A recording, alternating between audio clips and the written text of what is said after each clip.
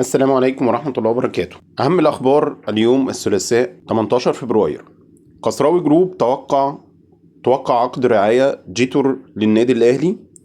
الأهلي يتقدم بالشكر لشركة القلعة الحمراء على احتفالية إعلان عن تصميم الاستاد والاحتفال بكأس العالم للأندية.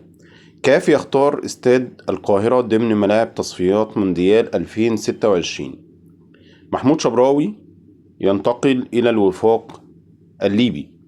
نتائج أهم مباريات الأمس: سيراميكا كليوباترا وإنبي 2-2، مودرن سبورت وبيراميدز 0-1، الاتحاد السكندري والجونة 1-0.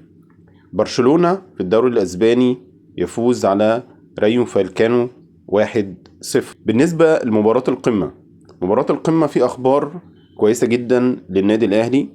بن شرقي جاهز تماما للمشاركة والبدء في مباراة القمة. إبراهيم عادل يحصل على رجل المباراة في مباراة بيراميدز واللي فاز بيها 1-0. لجنة السكاوتنج في الأهلي نظرت إلى محمد السيد لاعب الزمالك صاحب ال 18 عام، وترى أنه من الممكن أن يفيد الفريق في المستقبل، ولكنه لم يتم التعامل معاه لأنه صفقة الآن، لأن أحد الوسطاء تحدث مع والد محمد السيد وسأله عن نهاية عقده مع الزمالك لأن الأهلي مهتم به.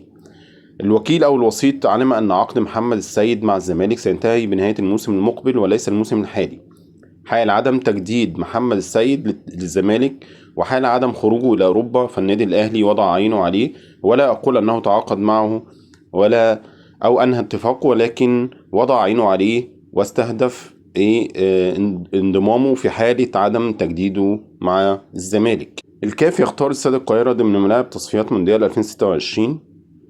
ده الصفحة الرسمية بتاعت الهيئة العامة لاستاد القاهرة، أعلنت إن الكاف اختار استاد القاهرة والعبدي وبنغازي وملعب أحمد وهدوجو والأمير مولاي وحسين أحمد، آيات أحمد وحمادي والعقربي لتصفيات مونديال 2026.